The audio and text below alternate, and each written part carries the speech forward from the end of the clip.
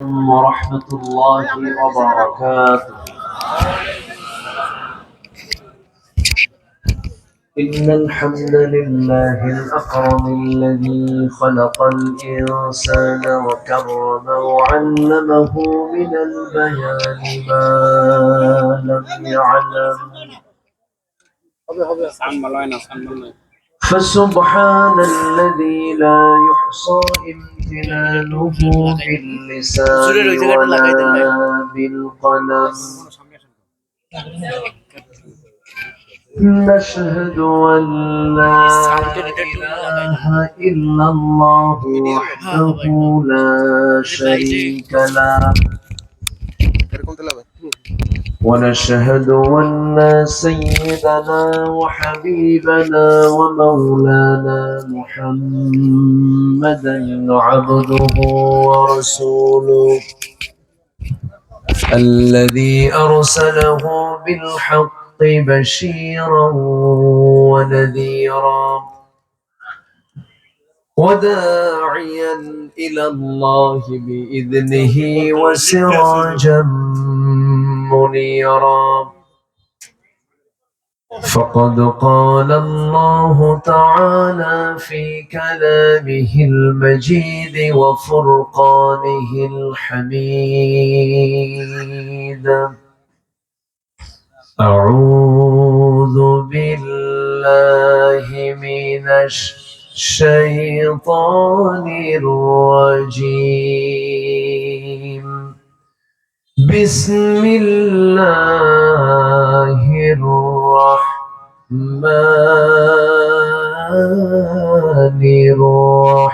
الرحيم. إن الله وملائكته يصلون على النبي يا أيها الذين آمنوا صلوا عليه وسلموا تسليما. اللهم আওয়াজ হচ্ছে তো সাইড আওয়াজ হয় কেন? না কম না, আওয়াজ ঠিকই আছে কিন্তু যে চোচো করতেছে তো ওটা বন্ধ করতে হবে না, সাইড আওয়াজ।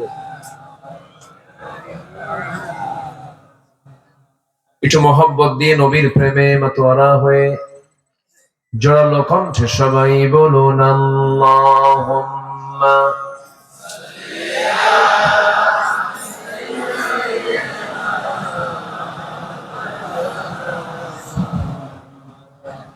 وعلى آله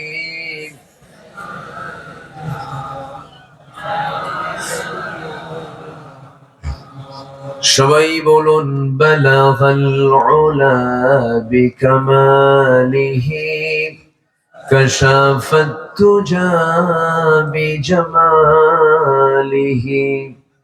حسنت جميع خصاله سلوا سراج الملة تمهي فخر دو عالم دلبار مولاه شريف الأنبياء نسخا كل أديان ذره بلغ العلا بكماله كشف التجى بجماله حسنت جميع خصاله سلوا আমি কোরআনের সুর মাঝে শুনেছি যে নাম, আজানের সুর মাঝেও শুনেছি সে নাম। ও নাম শুনেছি আমি আমার হৃদয়, হে রাসূল নবীজি তোমায়, হে রাসূল নবীজি তোমায়। সবাই বলি সাল্লাল্লাহু আলাইহি ওয়াসাল্লাম।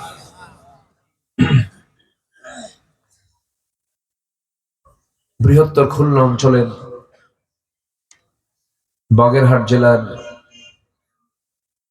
মোড়েলগঞ্জ উপজেলার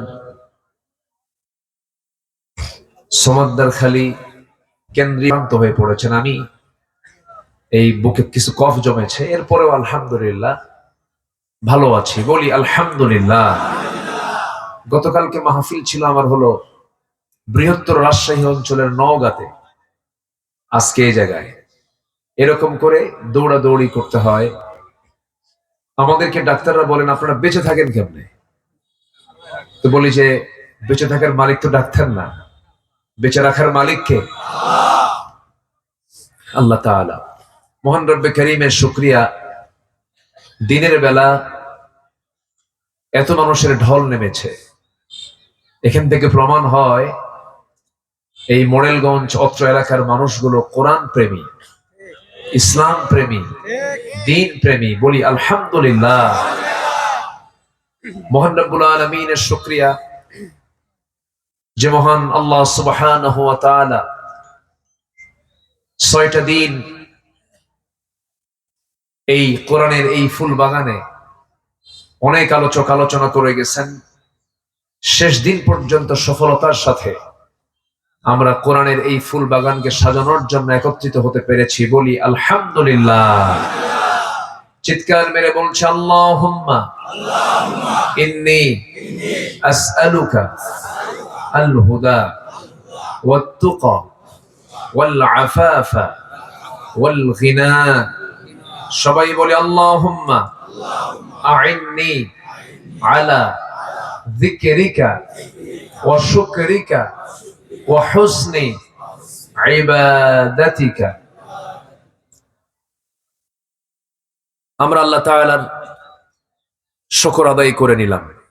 সম্মানিত হাজিরিন, একদম কাছাকাছি সময় আমরা পৌঁছে গেছি। শাবান শেষ, রমজান শুরু, যখন তখন শুরু হয়ে যাবে। আর মাত্র ২-১ দিন সময় আছে, ২ দিন ৩ দিন সময় আছে।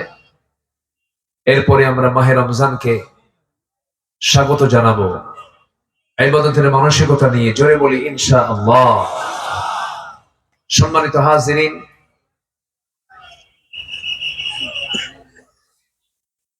আল্লাহ তাআলা ১২টা মাস দিয়েছেন, ইসনা আশার, ১২ মাস দিয়েছেন। এর মধ্যে শ্রেষ্ঠ মাস হচ্ছে কোন মাস বলুন তো? আবার বলুন, কোন রমজান? মোড়েলগঞ্জের রমজান? এটা মাসের নাম রমজান, মাসের নাম রমজান। আমার দেশে বহু রমজান আলী আছে, কিন্তু রমজান মাসে দুপুরবেলা ভাত খায়, আছে না? আচ্ছা, এটা মাস রমজান। আল্লাহ পাক এই মাসের নামটা কোরআনেও নিয়েছেন, সুবহানাল্লাহ বলবেন না? অন্য মাসের নাম কিন্তু নাই। আল্লাহ পাক মুহররমের নামটা কোরআনে নিয়েছেন। তারপরে হজের নামটা নিয়েছেন। কিন্তু আল্লাহ তাআলা স্পেশালি মাস তো নিয়েছেন এই মাসের নাম, আবার এই মাসের ব্যাখ্যাও দিয়েছেন। মাসটা কি আল্লাহ তাও ব্যাখ্যা করে দিয়েছেন, সুবহানাল্লাহ। সেই বরকতের মাস একদম দৌড়গড়ায় কড়া নাড়ছে। আল্লাহ যেন মাহে রমজানের সকল বরকত আমাদেরকে জুটায় দেন, জোরে বলি আল্লাহুম্মা আমিন। সম্মানিত উপস্থিতি, জি ক্যামেরা, এটা তো খুব কম ক্যামেরা আসছে, আরো লাগানো হয়নি। ওই যে ফেরি পার হতে হয় তো অনেকে আসে নাই। ক্যামেরাগুলো, আপনারা আমাকে শুনছেন হাজার হাজার মানুষ, আর ক্যামেরাগুলো কোটি কোটি মানুষকে শোনায় দেয়। আলহামদুলিল্লাহ বলবেন না? এটা ভালো দিক। আসছে, রেকর্ড করুক, আমরা বাধা না দিই। জি সম্মানিত ভাইয়েরা, রমজান মাসের মর্যাদা আল্লাহ পাক এত বেশি দিয়েছেন, রমজান উপলক্ষে আল্লাহ তাআলা বান্দাকে মাফ করে নিতে চান। সুবহানাল্লাহ বলেন। বান্দাকে জান্নাতের উপযোগী করে গড়ে তুলতে চান বলে রমজানটা দিয়েছেন। কিন্তু বান্দা, এমনও বান্দা আমার দেশে আছে, রমজান কখন আসে আর কখন যায় মনেও থাকে না। আসতে বলবেন না, আছে না নাই? অথচ আমার রাসূল রমজান আসার আগের মাস, তার আগের মাসে রজব থেকে প্রস্তুতি নিতেন। আল্লাহুম্মা বারিক লানা ফি রজবা ওয়া শাবান ওয়া বাল্লিগনা রমাদান। 2 মাস আগ থেকে উনি প্রস্তুতি নিতেন। কিন্তু আমাদের সেই প্রস্তুতি কতটুকু, নিজের বিবেককে প্রশ্ন করলে আমরা উত্তরগুলো পেয়ে যাব। সম্মানিত উপস্থিতি, আমরা কোরআনকে সাথে নিয়ে বসেছি। এই মাহফিলের মূল আলোচনা হলো কোরআন থেকে। 6 দিন ব্যাপী তাফসীর মাহফিল, অনেকে অনেক সুন্দর সুন্দর কথা বলেছেন। আসুন আমরা মূল আলোচনার দিকে আস্তে আস্তে চলে যাচ্ছি। আমরা সবাই মরে যাব, কেউ কি বাঁচতে এসেছি? আমরা জন্মেছি, মরে যাব। কখন মরবেন বলেন তো? বলেন কখন মরবেন? কেউ কি বলতে পারবেন? তাহলে উত্তর হলো যখন তখন। যখন তখন, যখন আল্লাহ পাক সিদ্ধান্ত নেবেন, বাস আমি চলে যাব। তা আমি যে চলে যাচ্ছি আল্লাহর কাছে, আল্লাহ আমাকে খুব দরদ করেন, আল্লাহ আমাকে খুব ভালোবাসেন। পৃথিবীর কোন মানুষ আমার আল্লাহর মতো ভালোবাসতে পারবে না। পৃথিবীর সব ভালোবাসা এক জায়গায়, আর আমার আল্লাহর ভালোবাসা একদিকে রাখেন।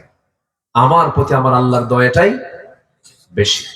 কি দরদ দিয়ে আল্লাহ পাক সূরা হাসরের মধ্যে বলছেন। সূরা হাসর, হাসরটাও তো ভয়ঙ্কর। হাসর আছে না সামনে? আসতে বলে আছে না নাই?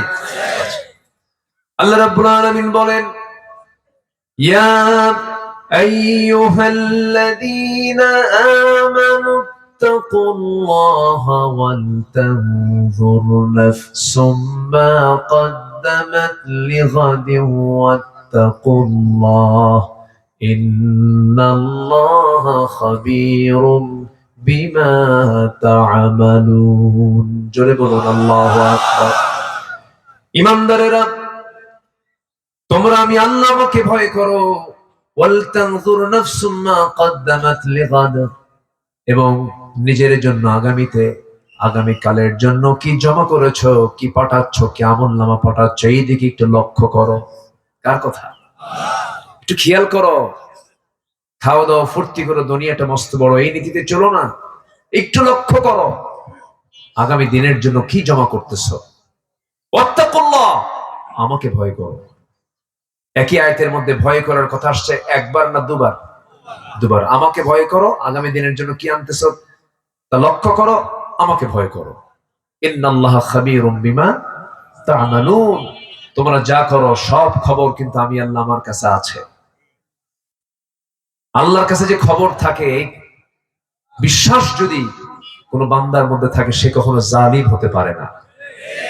বিগত 16 বছর যারা ক্ষমতায় ছিলেন, তাদের এই আয়াতটা চোখে পড়ে নাই। যদি চোখে পড়তো, এই আচরণ আমরা জাতি হিসেবে পেতাম না। শাসক জনগণকে ভয় পাবে, সেটাই হচ্ছে আদর্শ শাসক। কিন্তু জনগণই ভয়ে ছিল 16 বছর। ঠিক কিনা বলেন? সাইয়েদনা আবু বকর রাদিয়াল্লাহু তাআলা আনহু প্রথম খলিফা। মোট খলিফা কয়জন বলেন তো? খোলাফায়ে রাশিদিন কয়জন? 4 জন। এর মধ্যে 1 নম্বর সাইয়েদনা আবু বকর। রাতের আধারে জনগণকে দেখার জন্য একা একা হাঁটতেছেন, কেউ নাই। তাদের কোনো ভয়ও ছিল না, কারণ তাদের মধ্যে কোনো দুর্নীতি ছিল না। প্রোটোকল মেইনটেইন করার জন্য আগেও কেউ নাই, পরেও কেউ নাই।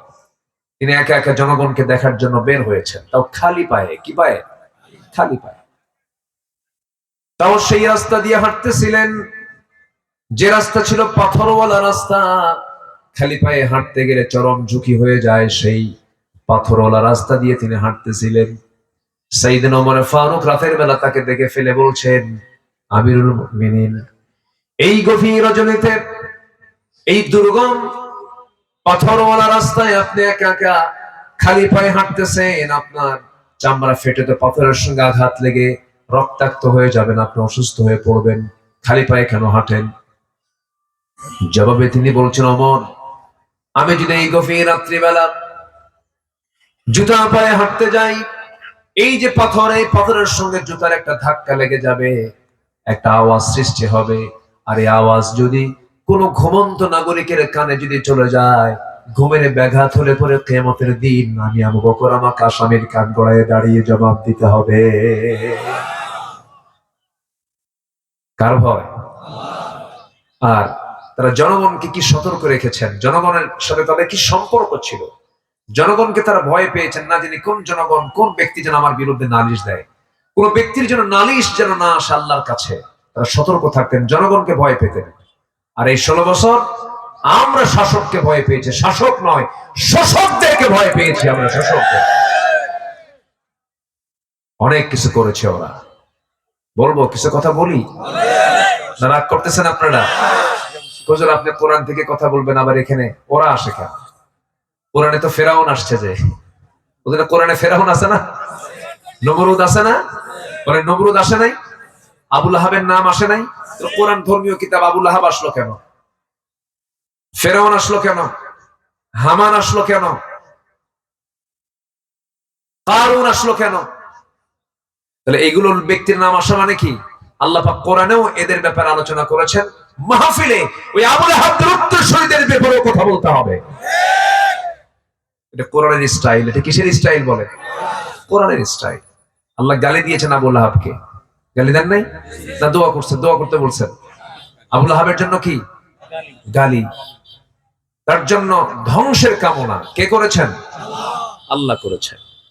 আল্লাহ রাব্বুল আলামিন বলেন, তাব্বাত ইয়াদা আবি লাহাবিন ওয়া তাব্বা মা আগনা আনহু মালুহু ওয়া মা কাসাব সায়াসলা নারান যাতা লাহাবিন ওয়া ইমরাআতুহু হাম্মালাতাল হাতাব ফি জিদিহা হাবলুম মিন মাসাদ। ধ্বংস হোক আবুল আহাবের এক হাত না দুই হাতই। আল্লাহ এক হাতও কর নাই, দুই হাত। ওর বউ শুদ্ধা, ওর বউ যেন বাদ না পড়ে, ওর বউ সহ ধ্বংস হয়ে যায়। আমাদেরকে বলে হুজুর রাজনৈতিক কোনো বক্তব্য দিবেন না। 16 বছর পরও যদি এই কথাগুলো আপনারা আমাদেরকে বলেন, 16 বছরই বাদ দেয় না, এখন বাদ দেব? হ্যাঁ? যে মুসলিম হয়ে বলে কোরআনের সাথে রাজনীতির কোন সম্পর্ক নেই, তাকে নতুন করে ঈমান আনতে হবে। রাসূল রাজনীতি করেন নাই? আস্তে কয়, রাসূল রাজনীতি করেন নাই? তিনি কি রাষ্ট্রনায়ক ছিলেন না? তিনি কি জিহাদ করেন নাই? তিনি কি দাঁত ভাঙ্গেন নাই? কি ভাঙ্গেন নাই? তিনি কি দেশ ছাড়েন নাই? তিনি কি মায়ের খান নাই? তিনি কি দল করেন নাই? কার দল? তো উনি সব করলেন, আমাদের করতে হবে না? চোররা করবে? এ পর্যন্ত যত শাসক আসছে এবং গেছে, সবার হিস্টোরি জাতির সামনে কি নাই? আসতে বলবেন না, আছে না নাই? সবার সামনে হিস্টোরি আছে। সম্মানিত ভাইয়েরা, একটু মনোযোগ দিয়ে আমরা কথাগুলো শুনি। আমরা কোরআন শুনতে এসেছি। কোরআন কাকে গালি দিল, কাকে কি বলল, এটা নিয়ে যদি কেউ ঘষা মাজা করেন, ভাববো ওগুলো সব আবুল আহাবের উত্তরসূরি। কোরআনের কথা শুনে যদি কারো গায়ে জ্বালা পোড়া করে, ভাবতে হবে ওনার রক্তের মধ্যে সমস্যা আছে। এটা মাথায় রাখতে হবে। একটু মনোযোগ দিয়ে আমরা কথাগুলো শুনি। আল্লাহ কবুল করুন, জোরে বলি আমিন। রমজান মাস আসতেছে, আমরা মুত্তাকি হব, জোরে বলি ইনশাআল্লাহ। মুত্তাকি মানে আমরা ভয় করব কাকে? বেঁচে থাকবো সকল হারাম থেকে। কার ভয়ে? যে থাকে তার নাম মুত্তাকি। তার নাম কি? বেঁচে থাকবো সকল হারাম থেকে। কার ভয়ে? আর এই গুণ আছে যার, সে হলো মুত্তাকি। সে কি বলেন? মুত্তাকি। একটা দিন পেয়েছি তো শর্ট করে সব অর্থগুলো আমি বলে যাচ্ছি। তাকওয়ার অনেক কম্প্রিহেন্সিভ লম্বা আলোচনা আছে। ওয়াকিয়ুম থেকে বেঁচে থাকা। ওয়াকিয়ুম অর্থাৎ যে বান্দা বেঁচে থাকে সকল হারাম থেকে। কার ভয়ে? আল্লাহ থেকে। এটাই হচ্ছে মুত্তাকি। এবং রোজা যে রাখবে, রোজার যদি সব হক আদায় হয়, সে তখন মুত্তাকির গুণে গুণান্বিত হয়ে যায়, জান্নাতে যাওয়ার উপযুক্ত হয়ে যায়। সম্মানিত ভাইয়েরা, আল্লাহ তাআলা একটি ঐতিহাসিক আয়াত দিয়েছেন, সবার মুখস্থ আছে, সবার ঠোঁটের আয়াত, সবার মুখের আয়াত। এটা আমার সঙ্গে ঠোঁট মিলিয়ে আকাশ বাতাস মুখরিত করে এটা আওয়াজ দিয়ে আমার সঙ্গে সবাই বলুক। আল্লাহ রাব্বুল আলামিন বলেন, ইয়া আইয়ুহাল্লাযীনা আমানু কুতিবা আলাইকুমুস সিয়াম কামা কুতিবা আলাল্লাযীনা মিন ক্বাবলিকুম লাআল্লাকুম তাত্তাকুন আইয়ামান মা'দুদাত। ও বিলিভার্স, ইমানের দাবি যারা করো, ও ইমানদারেরা, তোমাদের জন্য কুতিবা আলাইকুম, লিখিত আকারে পাশ করা হয়েছে তোমাদের জন্য কুতিবা আই ফরিদা। এখানে কুতিবা শব্দ আল্লাহ পাক উল্লেখ করেছেন, ফরিদা বলেন নাই। আইন দু প্রকার, দলিল দু প্রকার। একটা দলিল হলো লিখিত দলিল, আরেকটা হলো মৌখিক দলিল। বলুন তো, মুখের দলিল মজবুত হয় না লিখিত দলিলটা মজবুত হয়? ধরেন একজন আরেকজনকে বললো, ভাই তোমার এটা মুখে দিয়ে দিলাম, দাম আছে? 3 দিন পরে বলবে যে দিলাম না, কিন্তু লিখে দিলাম। বলেন এটা কি, এটা বলেন, এটা কি ফেরানোর উপায় আছে? আবার না লেখা পর্যন্ত আবার লিখতে হবে, কিন্তু মুখটা হেরে যেতে পারে। আল্লাহ রাব্বুল আলামিন রমজান মাসে রোজাকে আল্লাহ রাব্বুল আলামিন লিখিত আকারে পাশ করেছেন। কাতাবা ইয়াকতুবু, কুতিবা মাজহুলের সিগা। আল্লাহ রাব্বুল আলামিন লিখিত আকারে তোমাদের জন্য সিয়ামকে ফরজ করে দিয়েছেন, যেমন করে ফরজ করেছিলেন আগের মানুষদের উপরে। দাউদ আলাইহিস সালাতু ওয়াস সালাম রোজা রেখেছিলেন, তার রোজা ছিল এক সিস্টেম, একদিন ভাঙতেন একদিন রাখতেন, একদিন ভাঙতেন একদিন রাখতেন। এরকম করে যুগে যুগে যত মানুষ পৃথিবীতে আসছে সবাই রোজাদার ছিলেন। একজন মহিলাও রোজা রেখেছিলেন, তার নামটা কোরআনে উল্লেখ আছে, যার একটা সন্তান আল্লাহ পাক দান করেছিলেন, স্বামী ছাড়া সন্তান। ইন্না মাসালা ঈসা কামাসালি আদম। আমার বন্ধুগণ, যিনি এখনো মারা যান নাই, সে আল্লাহর গোলামটা আসমানে আছেন, আবার তিনি দুনিয়াতে আসবেন। যে মহিলার গর্ভ থেকে তিনি জন্ম নিয়েছেন, সেই মহিলার নামটা কি? এত সুন্দর জবাব দিলেন। পিরোজপুর তো পাশেই তো, আল্লামা সাইদির এলাকা তো এটা। আপনারা যখন কথা বলেন না, তখন ওনার কথার কিছু ফ্লেভার পাওয়া যায়।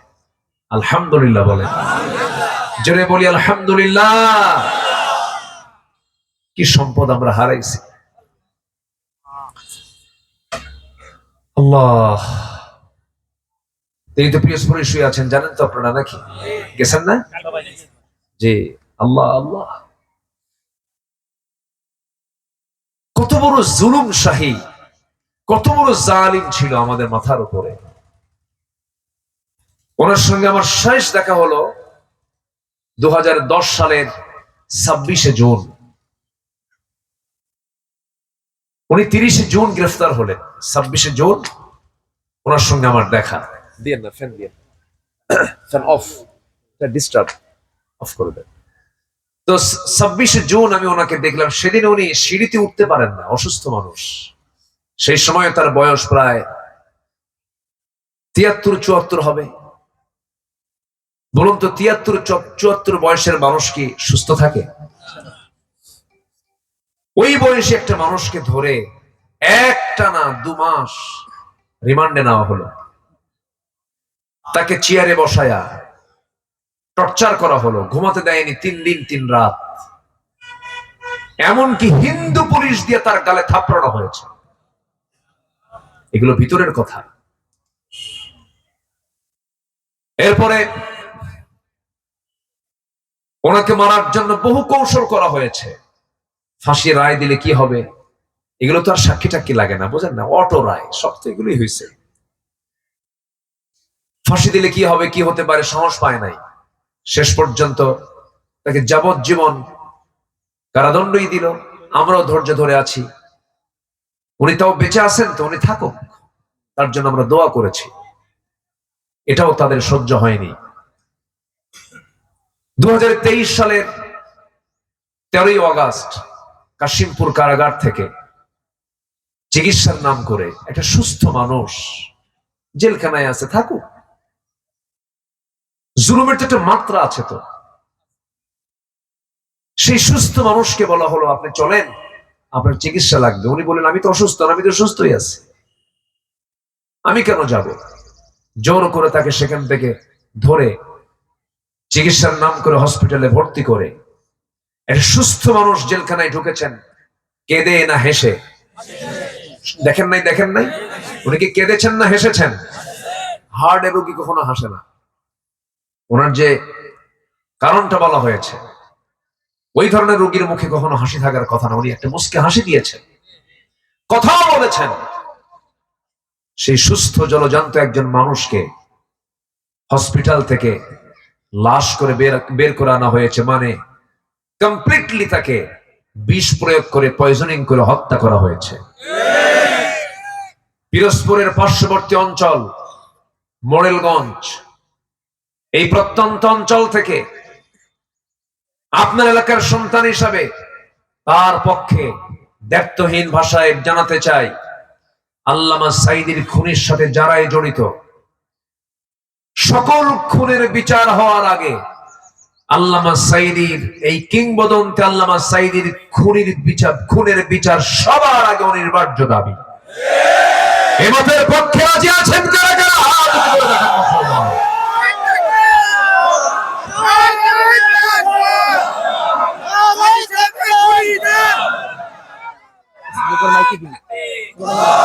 আল্লাহ কবুল করুন, জোরে বলি আমিন।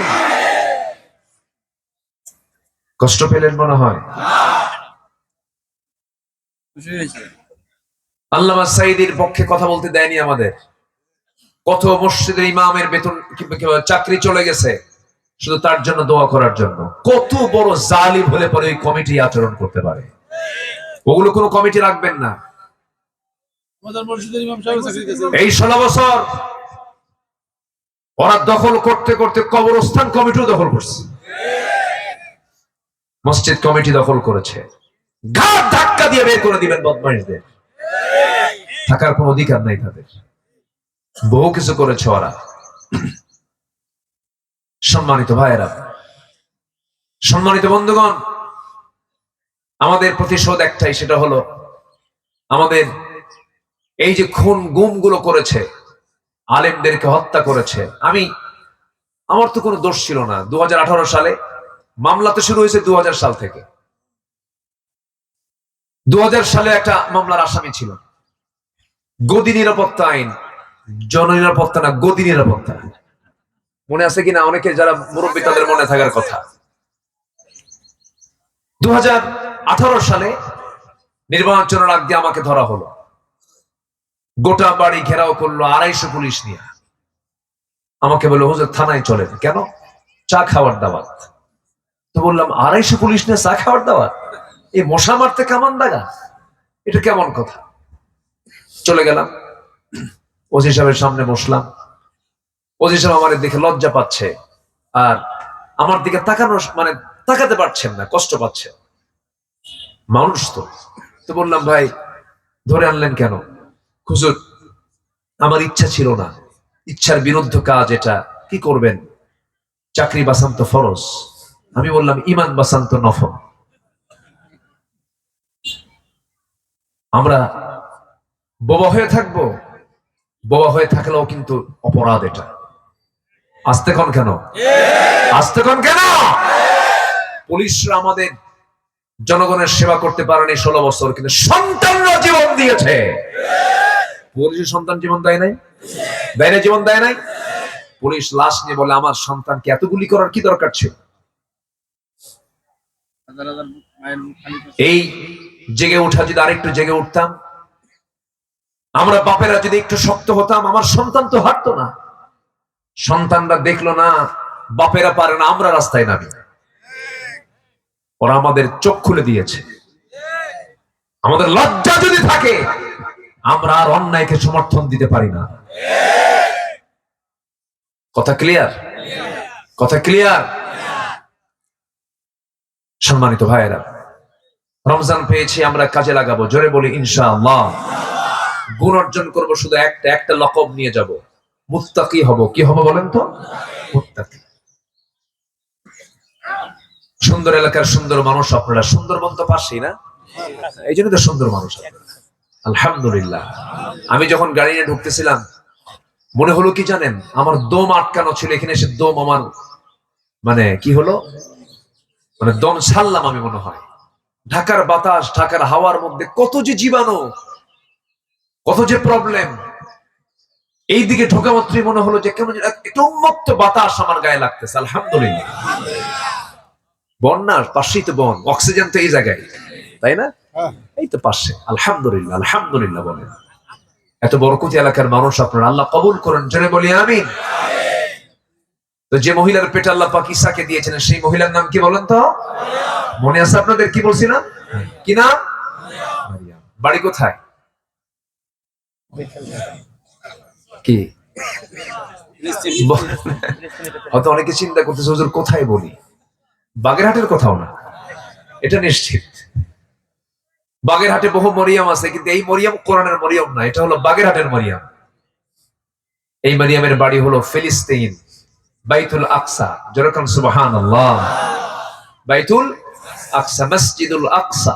আল্লাহ পাক কোরআনে এই মসজিদের নাম দিয়েছেন কি? মসজিদুল আকসা। এই আশেপাশে তার বাড়ি ছিল। খুব সম্ভ্রান্ত ছিলেন, বংশীয় নারী ছিলেন। বাবা বড় আল্লাহওয়ালা ছিলেন, তার নামে কোরআনে কারীমের একটা সূরার নাম আছে। তার নাম তো আছে, বাপও আছে বেটিও আছে। বাপও আছে বেটিও আছে। বাপ হচ্ছে আলী ইমরান, মেয়ে হচ্ছে মারিয়াম। দুই সূরা আছে না নাই? বাপ বেটি দুইজনই দুই সূরা দখল। বলি আলহামদুলিল্লাহ। কি দাম আল্লাহ পাক দিয়েছেন। বাপ বেটি, বেটি বলে না, এলাকে কি বলে? বেটি বলে। হ্যাঁ না, অন্য কিছু আছে মনে হয়। আর ছেলেটা কি কয়? গেদু। গেদু কই কয়? গেদু এটা তো, ও আচ্ছা, বরিশালে কয় গেদু, ঠিক আছে না? এরকম একটা টান মারে। সিরাজগঞ্জের মানুষ আবার বলে গেদা, গেদি। সিলেটে বলে পোয়া, পুরি। চট্টগ্রাম বলে হলো মরদ পোয়া। ছেলেকে কি বলে? মরদ। মরদ বুঝতেছেন তো? মরদ হচ্ছে উর্দু থেকে আসছে, মানে মিক্স। তো আমাদের ভাষার মধ্যে অনেক মিক্স আছে, ভাষাগুলো অনেক সুন্দর আপনাদের। বলি আলহামদুলিল্লাহ। বাপ এবং বেটি, বাবা মেয়ে দুজনের নামে আল্লাহ পাক কোরআনে কারীমের দুটো সূরার নাম অন্তর্ভুক্ত করেছেন। এমনি এমনি নয়, অনেক কারণ আছে। অনেক কারণ আছে না নাই? এই মারিয়াম আলাইহিস সালাম তিনি নিজে রোজা ছিলেন। রোজা রাখার একটা বিশাল প্রেক্ষাপটে, যেহেতু রোজা তো সামনে, একটু বলি আমার ভাইয়েরা, মারিয়ামের রোজা কিন্তু আমার আপনার মতো রোজা ছিল না। তিনি কি রোজা রেখেছেন? আল্লাহ রাব্বুল আলামিন বলেন, ক্বালাত ইন্নী নাযারতু লির-রাহমানি সাওমা। তিনি রোজা রেখেছিলেন। কি রোজা? যখন তাকে ওই বাইতুল আকসা থেকে যখন বের করে দেওয়া হলো, পেটে সন্তান চলে এসেছে, 10 মাস বয়স হয়ে যাবে, 6 মাসের মাথায় সবাই তাকে ধরে ফেলল আর প্রশ্ন করলো, মারিয়াম, স্বামী নাই, সন্তান পেটে কেমনে আসলো? কার সঙ্গে জিনা করেছো? সেই সময়ে মহিলার মারিয়াম আলাইহিস সালামের দায়িত্বে ছিলেন আল্লাহর পয়গম্বর যাকারিয়া আলাইহিস সালাতু ওয়াস সালাম, ওয়াকাফালাহা যাকারিয়া। কিন্তু সবাই তাকে বলে ফেললো, মারিয়াম, তোমার সঙ্গে এই অপকর্মগুলো কে করেছে? তিনি বলছেন, আল্লাহর কসম করে বলি, আল্লাহ পাক আমাকে পিতৃহীন স্বামী ছাড়া সন্তান তিনি দিয়েছেন। কেউ বিশ্বাস করলো না।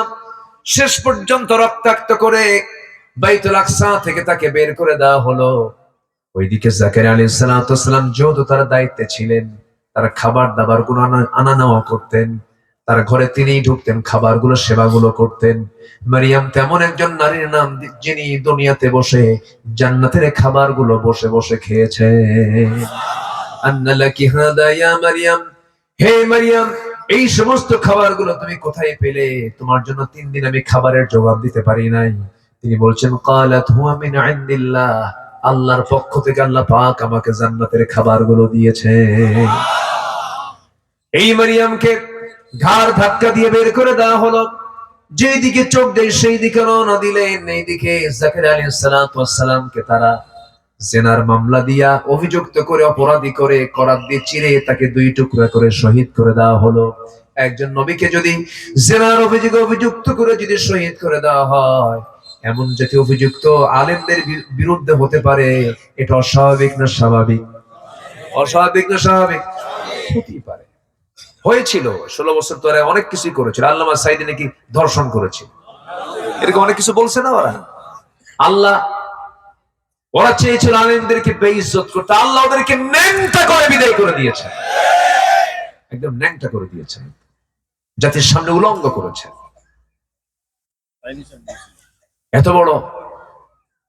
এত বড় দাপুটে নেতা, দেশের টপ লিস্টেড একজন ধনী, 1 নম্বর ধনী, মাথা চুল থেকে পা পর্যন্ত সবই সাদা, কাপড় চোপড় দাড়ি চুল সব সাদা, মনে হয় আকাশ থেকে এখনই ফেরেশতা জিবরাইল নামবে। এই দরবেশ পালাতে চাইলো, পারলো না। শেষ পর্যন্ত সে তার নিজের চিহ্নকে, আমাকে যেন না চিনে, মুখের দাড়িও কাটলো, মাথার চুল কালো বানালো, গেঞ্জি পরলো, লুঙ্গি পরলো, ভুল করে আবার নৌকায় চললে। ভুল করে আবার কোথায় চড়ছে? নৌকায় চড়ছে। নৌকার ভিড়ে নাই। কোস্টগার্ড আইনমন্ত্রীকে ধরে বলে, স্যার আপনি কি চিনছে, চলেন থানায় চলেন। আমি আমাকে ধরছে আসছে? হ্যাঁ, আমি একে আসছি নাকি এই জায়গায়? আমি তো জামাতের সাথে আসছি। কে? ওই যে দেখো, লোকটার মাথা তো চুল কালো, লুঙ্গি পরা, কে লোকটা? কে মাঝি না কে? ভালো করে দেখো, ওটা ভান ধরে আছে, ওটাই দরবেশ। এই হচ্ছে অবস্থা। কালকে কি ছিল, আজকে তাদের অবস্থা কি? ইতিহাস থেকে শিক্ষা নিন। জুলুম করা যাবে না। জুলুম আল্লাহ পাক সহ্য করতে পারেন না। সম্মানিত ভাইয়েরা, মারিয়াম আলাইহিস সালাতু ওয়াস সালাম বিতাড়িত হয়ে গেলেন, জাকির আলাইহিস সালাতু ওয়াস সালাম শহীদ হয়ে গেলেন। 10 মাস পরে পেটে বাচ্চা ডেলিভারি হয়ে গেল। এখন আল্লাহ বলছেন, মারিয়াম তুমি এখানে থাকবা না, তুমি এখন মানুষের মাঝে যাও। তিনি বলেন, আমি কেমনে যাব? এই বাচ্চা তো গালি শুনবে, আমি এতদিন একা গালি শুনেছি, এখন বাচ্চা সহ গালি শুনবে। যার সন্তান বলে অভিহিত করবে, অনেক কিছু করবে, কেন যা বলে বলুক। তোমাকে যখন কেউ প্রশ্ন করবে সন্তান সম্পর্কে, তখন তুমি কোনো কথা বলবে না, তুমি বলবে আমি রোজা আছি। আমি কি আছি? এখন বলেন তো, রোজা কি আজকে? সেই সময় তুমি বলবে কি? قالت إني نذرت للرحمن صوما, তুমি বলবে আমি রোজাদার। যদি তোমরা কোনো কথা বলতে চাও, আমার সন্তানের সাথে কথা বলো, সকল প্রশ্নের জবাব আমার দেওয়ার দরকার নাই, আমার সন্তান দিয়ে দেবে। জোরে বলি সুবহানাল্লাহ। এখন বলুন তো, মারিয়ামের রোজা ছিল না খাওয়া না কথা বলা? বলেন, না খাওয়া না কথা বলা। আর আমরা কিসের রোজা পালন করি? না খাওয়া। রোজা কি শুধু না খাওয়া? না কথা বলা? না কথা বলাও কিন্তু রোজা। ইন্নী সাইম, আমি রোজা আছি, আমি কোনো বাজে কথা বলবো না। যেটা বলবো কি প্রয়োজনীয় কথা বলবো। রোজাদার অপ্রয়োজনীয় কোনো কথা বলবে, রোজাদার বাজে কোনো কথা বলবে তো রোজার বাইরে বলা যাবে। হ্যাঁ, যাবে না, রোজার বাইরে বলা যাবে না। এক অফিসারের কাছে ঘুষ নিয়ে আসছে, রোজার মাস, ফাইল যাচ্ছে না, ফাইল নড়ে না। বললো, স্যার ফাইল তো নড়তেছে না, আমি নড়ার জন্য ব্যবস্থা করছি, একটু সিগনেচার দিয়ে দেন, এই যে কিছু ঘুষ নিয়ে আসছি। এখন অফিসার বলে, লা হাওলা ওয়ালা কুওয়াতা ইল্লা বিল্লাহ, আমি তো রোজা আছি, আমি ওদিকে তাকাবোই না। অতএব তুমি যেহেতু নিয়ে আসছো, আমি চোখ বন্ধ করলাম, পকেটের মধ্যে ঢুকায় দাও, সন্ধ্যার পর ইফতার করে দেখে নেব। কি কথা কি বুঝতেছেন? এরকম চেতনার কিছু লোক আছে না, নেই বলেন তো? আচ্ছা, মিথ্যা কথা কি রোজার মধ্যে শুধু হারাম না সবসময় হারাম? বাজে কথা শুধু রোজার মধ্যে হারাম না সবসময়ের জন্য হারাম? তাহলে আল্লাহ তাআলা শুধু কি না খেতে বলেছেন না কথা বলতে বলেছেন? মারিয়ামের রোজা কি ছিল? না কথা বলা। আমি কোনো কথা বলবো না, তোমরা আমার সন্তানকে প্রশ্ন করো সব। এবার বলছে, মারিয়াম ছিল আধা পাগলি, এখন হয়ে গেছে পুরা পাগলি। কারণ এই দোলনায় থাকে 3 দিনের বাচ্চা, কেমন করে কথা বলবে? মারিয়াম মনে হয় পাগল হয়ে গেছে। একজন হেওয়া করে, ইনসাল্ট করে, নখ উঁচু করে বলছে, ও দোলনায় থাকে নবজাতক, তোর মা তোর সঙ্গে কথা বলতে বলে, তোর পরিচয়টা কি? এবার কোরআন জবাব দিচ্ছে, কোরআনে আসছে, ওই সন্তান জবাব দিচ্ছেন, ক্বালা ইন্নী আবদুল্লাহ আতানিয়াল কিতাব ওয়া জাআলানি নাবিয়্যা। জোরে বলুন আল্লাহু আকবার। আমি হলাম আল্লাহর গোলাম। আল্লাহ পাক আমাকে ইনজিল কিতাব দান করেছেন, আর আল্লাহ পাক আমাকে নবী করে এই দুনিয়াতে পাঠিয়েছেন। আমি তোমাদের নবী। আর খবরদার খবরদার, এই মহিলা কিন্তু একজন নবীর মা। যেরকম সুবহানাল্লাহ। কয়দিন বয়স? মাত্র 3 দিন। এই পৃথিবীতে দোলনায় থেকে কথা বলা নবজাতকের সংখ্যা হলো 3 জন। কয়জন? 3 জন। এর মধ্যে একজন কে? বলেন কে? কোন নবী? কোন নবী? অন্য কোন নবী জানতেন না শিশু অবস্থায় আমি আল্লাহর নবী হব, আমি আল্লাহর নবী।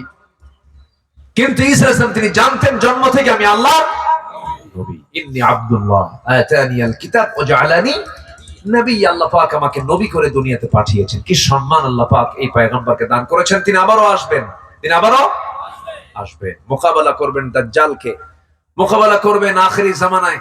শেষ সময় এসে তিনি সমস্ত শিরককে উৎখাত করবেন। তিনি আবার আসবেন, তিনি আছেন। কিন্তু খ্রিস্টানরা কি তা কয়? খ্রিস্টানরা কি কয়? ক্রুশ মেরে ফেলা হয়েছে, ওমা কাতালা, ওরা তাকে নিহত করতে পারেনি। তিনি চলে গেছেন আল্লাহর হুকুমে, আসমানে আছেন, তিনি আবারও আসবেন। আবার এই ঈসা সম্পর্কে খ্রিস্টানদের ধারণা হলো ঈসা হলো আল্লাহর বেটা। যেরকম নাউযুবিল্লাহ। আল্লাহর কোন ছেলে সন্তান থাকতে পারে? আল্লাহর কোন পরিবার থাকতে পারে? ঈসাকে আল্লাহর ছেলে বলে মারিয়ামকে আল্লাহর বউ চালায় দেয়। যেরকম নাউযুবিল্লাহ। তাহলে ওদের ঈমান আছে না গেছে? ওদের ঈমান আছে? কোরআন বলে দিচ্ছে ওরা কি বলে? وقالت اليهود عزير ابن الله وقالت النصارى المسيح ابن الله ذلك قولهم بأفواههم। ইহুদিরা বলে উযাইর হলো আল্লাহর ছেলে, আর নাসারা যারা খ্রিস্টান যারা তারা বলে ঈসা হলো আল্লাহর ছেলে। এগুলো তাদের শুধু মুখরোচক কথা, কিন্তু তা না, তা না।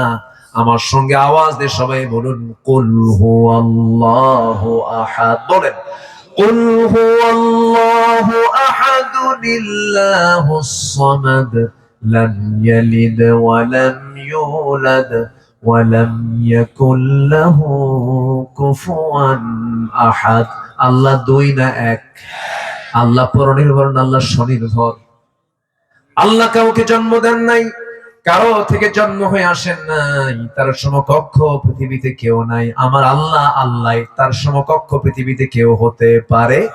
আল্লাহু লা ইলাহা ইল্লা হুয়াল হাইয়ুল কাইয়্যুম লা তাখুযুহু সিনাতুন ওয়ালা নাওম। আমার আল্লাহ চিরঞ্জীব, চিরস্থায়ী। আল্লাহ তো ঘুম তো দূরের কথা, তন্দ্রা পর্যন্ত যাকে স্পর্শ করে না। একদিন মুসা বলছেন আল্লাহকে, আল্লাহ একটা প্রশ্ন করে। কি প্রশ্ন? আল্লাহ তুমি কি ঘুমাও না?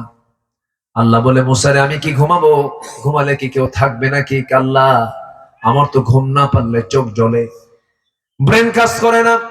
আল্লাহ বলেন মুসা আমি ঘুমাই কি ঘুমাই না, আমি তোমাকে একটা দায়িত্ব দিচ্ছি। দায়িত্ব দেওয়া হলো কাঁচের গ্লাস ধরতে বলা হলো, কাঁচের গ্লাসে পানি তুমি ধরে রাখো। কাঁচের গ্লাস তিনি ধরে আছেন, মনটা খারাপ করে বলছেন আল্লাহ এটা কোনো কাজ হলো না, কাকে ধরো। ধরেছেন গ্লাস, দিয়েছেন ঘুম। ঘুম যখন কোনো বান্দার ভিতরে চলে আসে, হাতে থাকা কোনো বস্তু থাকে নাকি? বলেন থাকে না। গ্লাস গেছে পড়ে, বলে ফেলছেন ইন্না লিল্লাহ। আল্লাহ বলছেন গ্লাসটা পড়লো কেন? আল্লাহ দোষ তো তোমার, কেন ধরতে দিছো আমারে, আবার ঘুম দিলা কেন? আল্লাহু আকবার বলবেন। তুমি ধরতে দিলা, তুমি আবার ঘুম দিলা, এটা কি আমার দোষ? উনি এরকম করে মজা করে আল্লাহর সঙ্গে কথা বলতেন। উনি ছিলেন ওয়াকাল্লামাল্লাহু মূসা তাকলিমা। কাল্লামাল্লাহ, তিনি আল্লাহর সঙ্গে ডাইরেক্ট কথা বলতেন। ফেরেশতা আল্লাহ পাক তার কাছে পাঠাতেন না সহজে, কারণ ওনার রাগ ছিল খুব বেশি। রাগের ঠেলায় চুলগুলো খাড়া হয়ে টুপি ভেদ করে বের হয়ে যেত। খুব চটাল নবী ছিলেন। কোন নবী এরকম প্রশ্ন করেন নাই যে প্রশ্ন মুসা ইসলাম করেছেন। একদিন বলছেন আল্লাহ আমি তোমাকে একটু দেখতে চাই। আল্লাহ বললেন তুমি আমাকে দেখতে পারবা না তো। লান তারানি। লান, এখানে আলেম ওলামা আছেন, এই শব্দটার প্রয়োগ করার পর আর কোনো কথাই থাকে না। এরপরে মুসা বলতেছেন দেখবই, আমি তোমাকে দেখবো। আল্লাহ বলেন ঠিক আছে মুসা তুমি জিদ ধরছো তো, তুর পাহাড়ে আসো। তুর পাহাড়ের নাম নেওয়া মাত্রই উনি মুসকে মুসকে হাসতেছেন। আল্লাহ বলেন মুসা হাসো কেন? আল্লাহ আশেপাশে এত পাহাড়ের নাম, কোন পাহাড়ের নাম নিলে না, তুমি তুর পাহাড়ের নাম নিলে। এত 800 মাইল দূরে, ভাবছো মুসা যাবে না? মুসা ছেঁচড়া। তাও যাবে। আল্লাহু আকবার বলেন, চলে যাবে। মুসা সাল্লাম তিনি ঘুমিয়ে গেছেন, জীবনে গেছেন, গ্লাস হাতে ছিল, গ্লাস গেছে পড়ে। আচ্ছা, মানুষ যে ঘুমায়, এই ঘুমটা মানুষের চোখে না কানে? ভালো করে বলবেন, বলেন, চোখে না কানে? সব জায়গায় না, যে কোনো একটা জায়গায় হবে। কোরআন বলে দিয়েছে কানে। কি সুন্দর করে বলেছেন, কানে। মেডিকেল সায়েন্স বলছে কানে। ওই যে আসহাবে কাহফের সদস্য মণ্ডলী, আসহাবে কাহফের যে সদস্য মণ্ডলী, যাদের সাথে একটা কুকুর ছিল, সূরাতুল কাহফ, আন্না আসহাবাল কাহফি ওয়ার রাকিমি কানু মিন আয়াতিনা আজাবা। ওই আসহাবে কাহফের সদস্য মণ্ডলীকে আল্লাহ রাব্বুল আলামিন যে ঘুম দিয়েছিলেন, কয়শো বছর? 309। হ্যাঁ, ওয়াজদাদু তিসআ, 309 বছর। এই যে ঘুমটা ছিল, এই ঘুমটা তাদের আল্লাহ রাব্বুল আলামিন কোথায় দিয়েছিলেন? ফাদারাবনা আলা আযানিহিম ফিল কাহফি সিনিনা আদাদা। আলা আযানিহিম, আমি আল্লাহ তাআলা তাদের কানের উপরে ঘুম দিয়েছিলাম। জোরে বলুন সুবহানাল্লাহ। ঘুম কোথায় হয়? কানে। তাহলে মেডিকেল সায়েন্স কোরআনে আছে না নাই? কোরআনে কি নাই ভাই? কোরআনে কি নাই? এর লোহাও আছে, লোহা, এই যে লোহা, লোহাটাও আছে। লোহা নামে একটা সূরা আছে। আমার কথায় মনে অসন্তুষ্ট হচ্ছেন নাকি আপনারা? সূরাতুল হাদিদ মানে কি? লোহা, আয়রন। এই লোহা নিয়ে কথা আছে। তাহলে কোরআন যদি শুধু ধর্মের কিতাব হয়, লোহা আসবে কেন? লোহা তো আসে নামাজ রোজা আসার কথা, লোহা আসলো কেন? আবার এটা এমন তথ্য দিচ্ছেন আল্লাহ তাআলা, যে তথ্য বর্তমান বিজ্ঞান বলছে এটা কেমনে সম্ভব 1400 বছর আগে একটা মানুষের বলা এটা। আচ্ছা, লোহা বানায় কারা বলেন? লোহা কোথায় তৈরি হয়? আমার দেশে লোহা কোথায় তৈরি হয়? হ্যাঁ, আমাদের লোহা প্রসেস হয়। বিএসআরএম, কেএসআরএম, ভূমিকম্পকে প্রোটেক্ট করবে বিএসআরএম, কেএসআরএম, না? হ্যাঁ, শক্ত মজবুত এরকম বলে। কিন্তু পৃথিবীর কিয়ামত পর্যন্ত পৃথিবীর একটা মানুষের সম্ভব নয় একটা সুই বানাবে। সুই বানানোর মতো লোহা পৃথিবীর কোন মানুষ বানাতে, উৎপাদন করতে পারবে না। লোহাটা আল্লাহ পাক পৃথিবীর কোথাও খনিজে রাখেন নাই। আল্লাহ পাক লোহাটা নাজিল করেছেন আসমান থেকে। জোরে বলুন সুবহানাল্লাহ। কোথা থেকে নাজিল করেছেন? আসমান থেকে। সায়েন্স বলতেছে যে লোহা উৎপাদন করতে যে তাপমাত্রা লাগবে, সে তাপমাত্রা সূর্যেরও নাই। সূর্যের তাপমাত্রা হচ্ছে ভিতরের তাপমাত্রা, আভ্যন্তরীণ যে তাপমাত্রা, এটার তাপমাত্রা হলো 15 মিলিয়ন ডিগ্রি সেলসিয়াস। 15 লাখ না, কিন্তু 15 মিলিয়ন ডিগ্রি সেলসিয়াস। আল্লাহু আকবার বলেন। আমরা এখন আছি হলো 27 ডিগ্রি 28 ডিগ্রি সেলসিয়াস তাপমাত্রা আমরা আছি। তাহলে এখন বলেন, ওই সূর্যের ক্ষমতা নাই যে লোহা বানাবে ওই তাপমাত্রায়। তাহলে পৃথিবীর কোথাও কি লোহা উৎপাদন করা সম্ভব? আচ্ছা, তাহলে এখন লোহাটা আসলো কোন জায়গা থেকে বলেন? আল্লাহ নাজিল করেছেন। বিজ্ঞান বলতেছে মহাশূন্যের মাঝে কোন সুপারনোভার বিস্ফোরণ হয়েছে, কোন একটা গ্যালাক্সির ভিতরে কোন একটা কিছু, একটা বিস্ফোরণ ঘটে, সেখান থেকে লোহা পৃথিবীর বুকে এসেছে। আল্লাহ পাক 1000 বছর আগে বলছেন, ওয়া আনজালনাল হাদিদ ফীহি বা'সুন শাদীদু ওয়া মানাফিউ লিন-নাস। আল্লাহু আকবার বলেন। আমি আল্লাহ লোহা আকাশ থেকে নাজিল করেছি। নাজিল মানে কি? ওয়া আনজালনা মানে কি? নাজিল হওয়া মানে কি? নিচ থেকে উপরে ওঠানো, উপর থেকে নিচে নামা। উপর থেকে নিচে নামা। কোরআন কার কিতাব? বলেন, কার কিতাব? এই কোরআনের আইন যাদের পছন্দ হয় না, তোমরা মুনাফিক, তোমরা মুনাফিক। আসতে কবে না, ওরা কি, ওরা কি?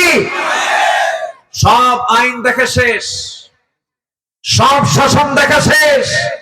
আগামী শাসন আমরা দেখতে চাই না, আমাদের শাসন, কোরআনের শাসন। রাজি আছেন কারা কারা? হাত উঁচু করে দেখান মুসলমান।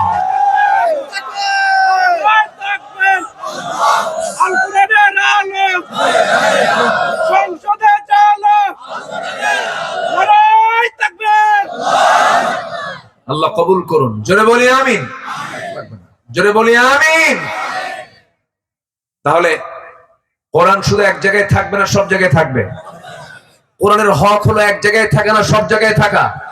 কোরআন কি সব জায়গায় কাজ করতে পারবে না? কোরআন এমন একটি কিতাবের নাম যা দোলনা থেকে, যা রান্নাঘর থেকে রাষ্ট্র পর্যন্ত চলতে পারে। এটাকে যে অবহেলার চোখে দেখবে, ভাববে যে কোরআন চলতে পারে না, ওর নতুন করে ঈমান আনতে হবে। উদখুলু ফিস সিলমি কাফা। ইসলাম মানার শর্ত হলো আংশিক না পুরোপুরি? আফাতুমিনুনা বিবা'দিন আফাতুমিনুনা বিবা'দিল কিতাব ওয়া তাকফুরুনা বিবা'দ, কিতাবের কিছু অংশ মানবে কিছু অংশ মানবে না। খিজিয়ুন ফিল হায়াতিদ দুনিয়া, দুনিয়ার জীবনে লাঞ্ছিত হবে। আমরা লাঞ্ছিত হচ্ছে মূল কারণ হলো কিছু মানি আর কিছু মানি না, মন মতো গ্রহণ করি আর যেটা মনের মতে যায় না সেটাকে প্রত্যাখ্যান করি। কপালে দুঃখ, কপালে কি দুঃখ। এটা কার কথা? কপালে যে দুঃখ হবে এই আচরণ করলে, এটা কে বলেছেন? ইল্লা খিজিয়ুন ফিল হায়াতিদ দুনিয়া, এটা কে বলেছেন? আল্লাহ বলেছেন। কোরআনটাকে আমরা সব জায়গায় কি দেখতে চাই?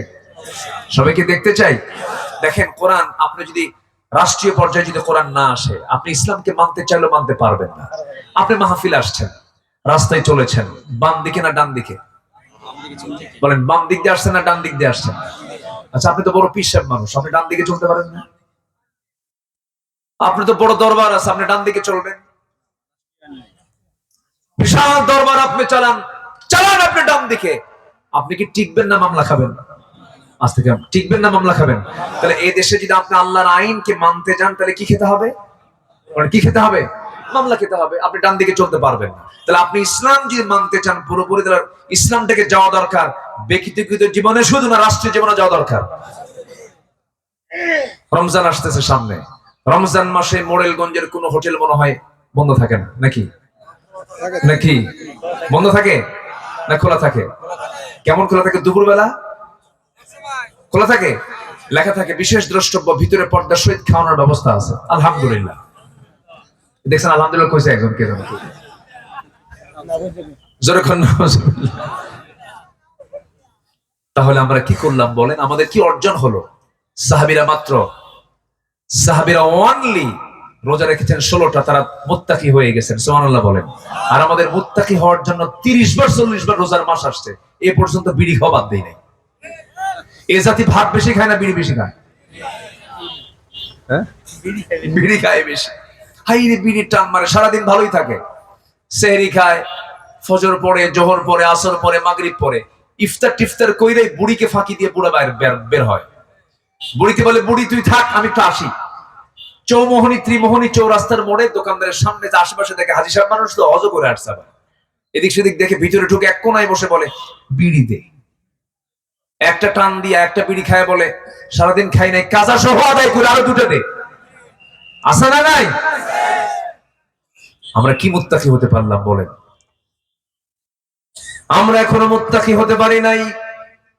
তাকওয়ার চূড়ান্ত লেভেলে চলে গেছেন সাহাবীরা। মাত্র 16 রোজা রেখেছেন। জীবনের প্রথমবার রোজা ফরজ হলো দ্বিতীয়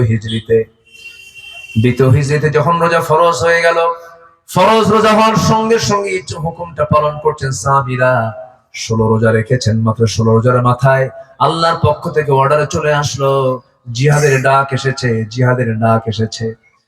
আবু জেহেল, উতবা, শাইবা, মুগীরা, ওয়ালিদ, কাট্টা কাফেররা সব সেই যুদ্ধে শামিল হয়ে গেছে। রেড সির পাশে দিয়া, লোহিত সাগরের পাশে দিয়ে ঘেঁষে তারা রওনা দিয়ে 3.5 মাইল অতিক্রম করে তারা বদর প্রান্তর পর্যন্ত যখন চলে আসছে, নবীর কানে সংবাদ চলে গেছে, রাসূল তো না খাওয়া, সাহাবীরা না খাওয়া, কারো বউ নাই, কারো ছেলে নাই, মেয়ে নাই, ব্যবসা নেই, বাণিজ্য নাই, ঘর বাড়ি ছেড়ে 2-1টা সামান নিয়ে তারা মক্কা থেকে মদিনায় কেবল হিজরত করে বসেছেন। এমন সময় যুদ্ধের ডাক আসলো, কোনো টাকা পয়সাও নাই কারো কাছে।